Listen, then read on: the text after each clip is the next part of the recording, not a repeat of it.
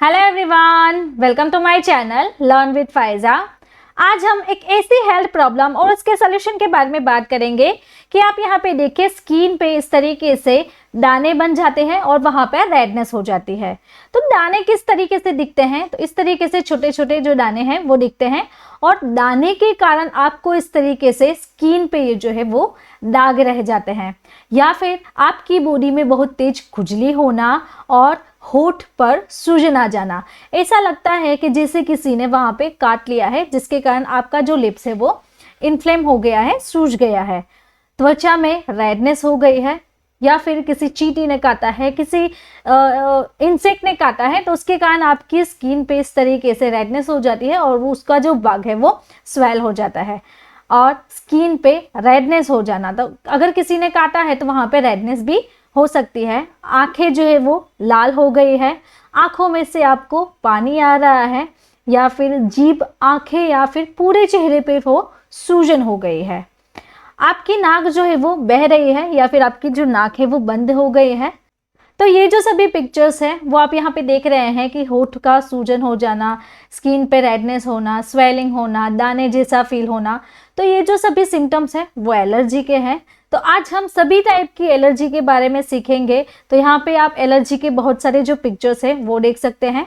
तो एलर्जी का निदान कैसे हो सकता है, एलर्जी है क्या, आज उसके बारे में हम सीखने वाले हैं।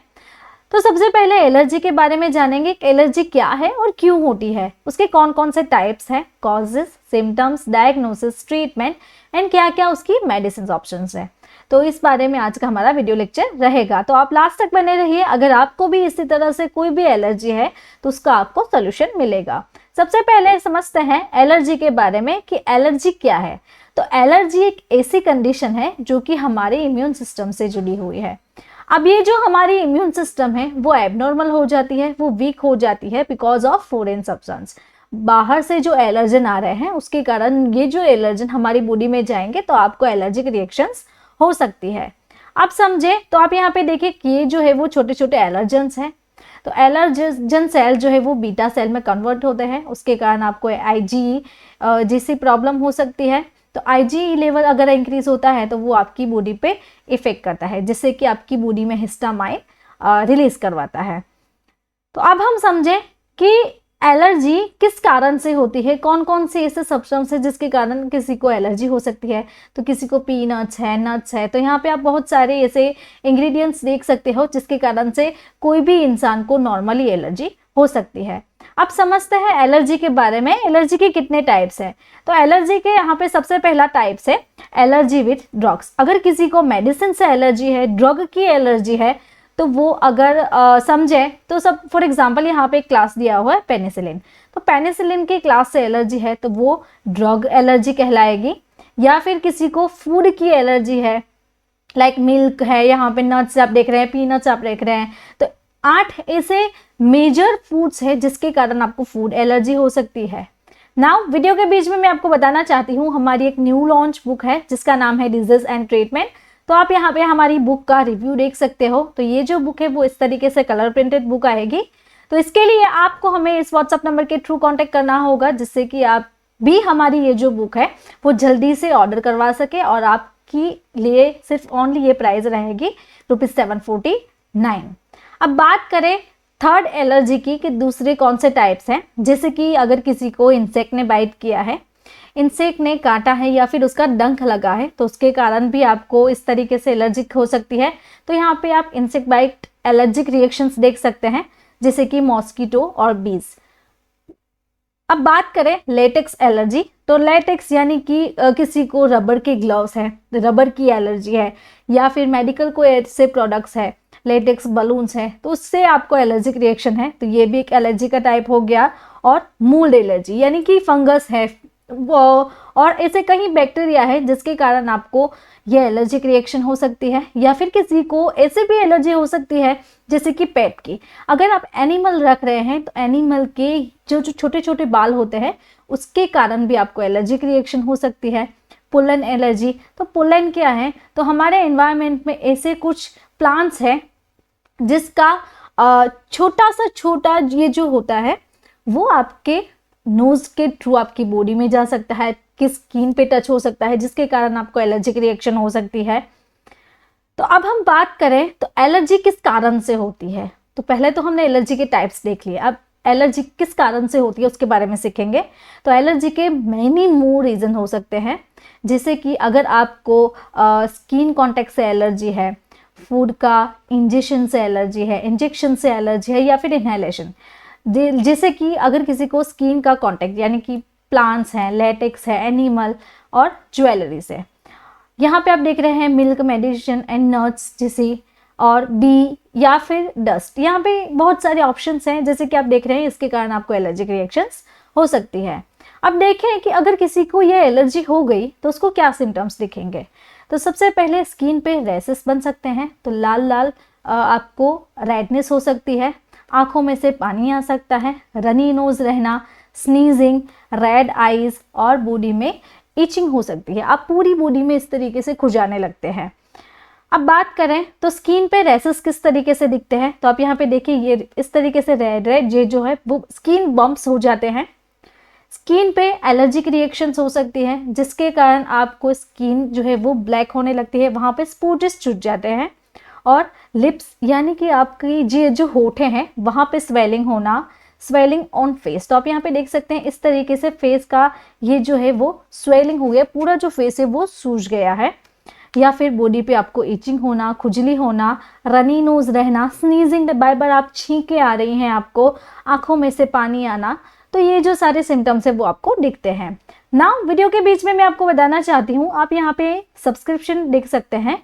मेरा जो सब्सक्रिप्शन है और मेरी चैनल को आप सब देखते हैं, बहुत सारे लोग ऐसे हैं जो मेरे चैनल को देखते हैं और मेरे वीडियो को लाइक करते हैं, लेकिन आप में से कहीं सारे ऐसे लोग हैं जो मेरे चैनल को सब्सक्राइब नहीं करते हैं। तो आप यहाँ पे देखिए नॉट सब्सक्राइब रेशियो 94.1% है और जिसने सब्सक्राइब किया है वो 5.9% है। तो मेरी आपसे सिर्फ एक ही गुजारिश है कि आप भी अगर मेरे चैनल को देख रहे हैं, मेरे वीडियोस आपको अच्छे लगते हैं, मेरे पढ़ाने का तरीका आपको अच्छा लगता है, तो आप ऊपर आई बटन के थ्रू मेरे चैनल को सब्सक्राइब कर सकते हैं। तो चलिए अब हम हमारे टॉपिक पर वापस से आते हैं और समझते हैं अदर ऐसे सिम्टम्स के बारे में, जैसे कि ब्रीथिंग प्रॉब्लम। तो ये जो पुलेंस हैं और कहीं ऐसी एलर्जिक रिएक्शंस होती हैं जिसके कारण आपको ब्रीथिंग नहीं आ रही है, आप प्रॉपर तरीके से सांस नहीं ले पाते हैं, आपका रनी नोज रहता है और गट सिम्टम्स यानी कि जीआई सिम्टम्स, आपकी जो गैस्ट्रो इंटेस्टिनल ट्रैक है वहाँ पे आपको एलर्जिक रिएक्शन देखती है, उसके कारण आपको nausea, vomiting, abdominal pain, trouble breathing, proper तरीके से ब्रीथ नहीं आना, डिजीनेस, चक्कर आना और डायरिया जैसे सिम्टम्स रह सकते हैं। अब डायग्नोसिस के बारे में सीखें कि इसका निदान कैसे हो सकता है। तो इसके निदान के लिए सबसे पहले पेशेंट की मेडिकल हिस्ट्री, उसके बाद allergy test, IgE test and symptoms based according patient का डायग्नोसिस करते हैं। तो चलिए देखते हैं, सबसे पहला जो डायग्नोसिस है वो है मेडिकल हिस्ट्री। पेशेंट की मेडिकल हिस्ट्री चेक करते हैं कि पेशेंट ने पहले क्या खाया था, कौन सी मेडिकेशन ली थी, क्या उसकी हिस्ट्री है वो चेक करते हैं। उसके बाद एलर्जी टेस्ट से भी फाउंड हो सकता है कि उसको कौन सा एलर्जन से रिएक्शन हो सकती है। देन IgE टेस्ट, जिसे हम इम्यूनोग्लोब्युलिन E, आप यहाँ पे देखिए E लिखा हुआ है, तो इम्यूनोग्लोब्युलिन E IgE टेस्ट कहते हैं। तो IgE लेवल कितना है उससे भी पता चल सकता है। तो IgE लेवल की हम यहाँ पे बात करें तो अगर छोटे बच्चे से लेके आइडियल लेवल यानी कि एडल्ट तक कितनी होनी चाहिए, तो आप यहाँ पे इसका ये जो रेशियो है वो देख सकते हैं। तो इस तरीके से डिफरेंट एज में आपको एलर्जिक ये जो है IgE का लेवल पता चल सकता है। तो अब हम यहाँ पे देखें कि यहाँ पे IgE की सैंपल रिपोर्ट दी गई है। तो सैंपल रिपोर्ट से अगर हम समझे तो IgE का टेस्ट की नॉर्मल वैल्यू जो है वो लेस देन 100 है। तो अगर इससे ज़्यादा हो गया तो पेशेंट को एलर्जिक रिएक्शन हो सकती है। लेकिन आप यहाँ पे रिजल्ट देखें तो रिजल्ट में 916.90 इतना IgE लेवल दिखाया गया है। तो ये जो पेशेंट है उसको एलर्जिक लेवल बहुत हाई है, एलर्जिक IgE जो है वो बहुत हाई है, जिसके कारण पेशेंट को बार बार एलर्जिक रिएक्शंस हो सकती है, पेशेंट को बार बार स्किन में खुजली आना और वगैरह वगैरह, आपको एलर्जिक डिफरेंट जो आपने प्रीवियस टाइप्स देखे उस तरीके से पेशेंट को एलर्जिक रिएक्शंस हो सकती है।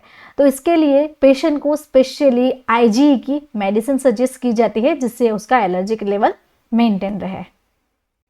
अब बात करें सिम्टम्स बेस्ड, तो सिम्टम्स बेस्ड इसका डायग्नोसिस कैसे होगा, तो आंखों में से पानी आना, ईचिंग होना, रैसेस होना, रनी नोज, स्वेलिंग, ब्लिस्टर्स, तो इस तरीके से सिम्टम्स बेस्ड ट्रीटमेंट किया जाता है और डायग्नोसिस किया जाता है।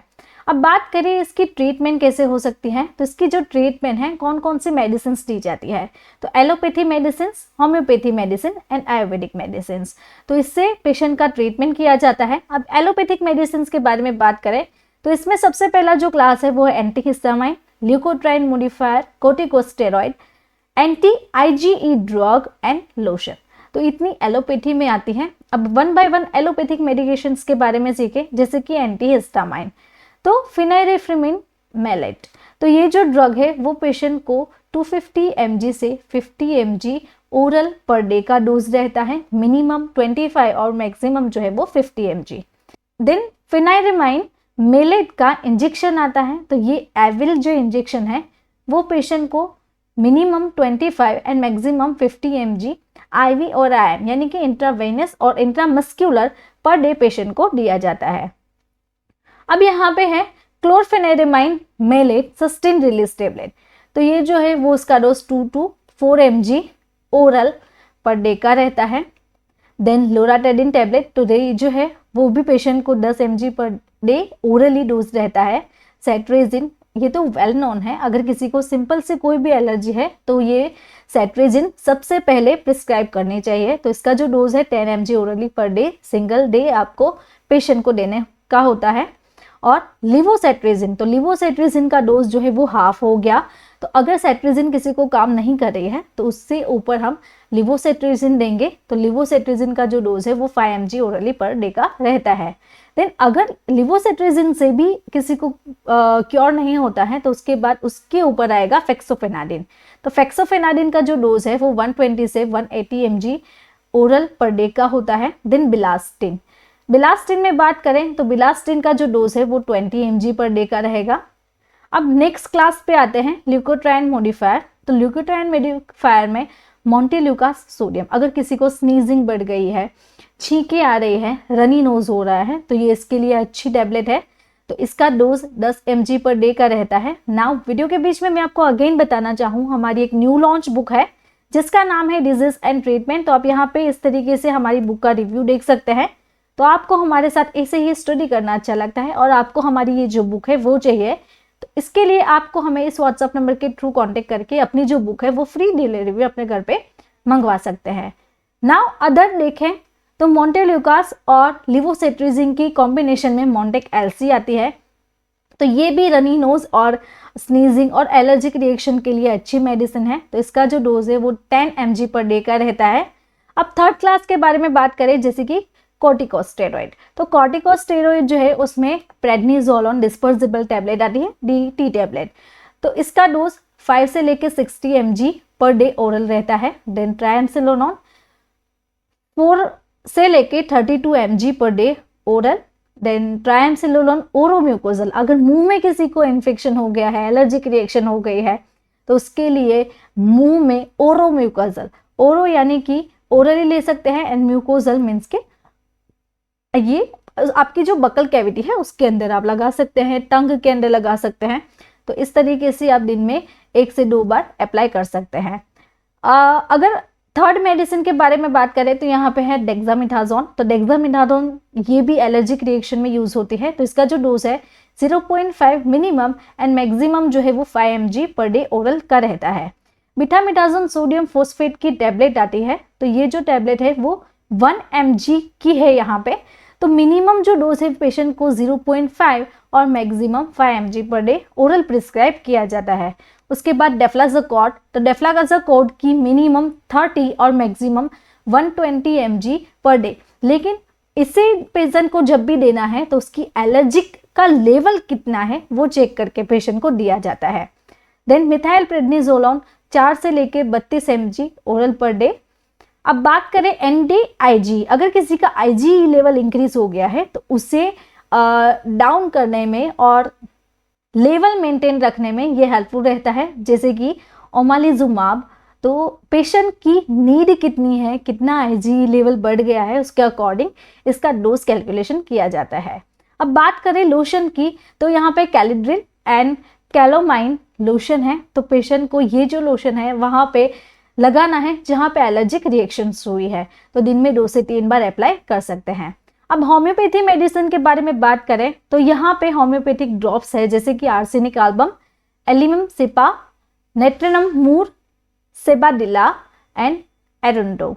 तो ये जो ड्रॉप्स है वो पेशेंट को प्रिस्क्राइब किए जाते हैं। तो अब यहाँ पे देखिए आर्सेनिक एल्बम इस तरीके से इसका पैकेजिंग रहता है, एंड एरुंडो मेडोन्टिनिका।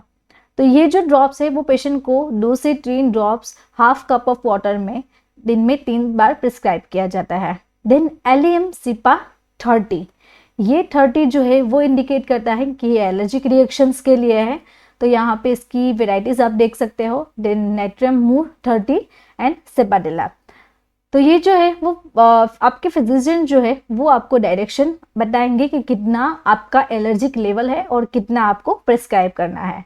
अब बात करें आयुर्वेदिक की, तो आयुर्वेदिक में हिमालय की ब्रेसोल टेबलेट आती है। तो ये जो ब्रेसोल है, तो आप यहाँ पे देखिए, अगर किसी को एलर्जिक ब्रोंकाइटिस है या फिर एलर्जिक रिनिटिस यानी कि नाक में सूजन हो जाना जिसके कारण आपको पानी आ रहा है, छींकें आ रही हैं, तो 2 टेबलेट पेशेंट को दिन में 2 बार प्रिस्क्राइब की जाती है।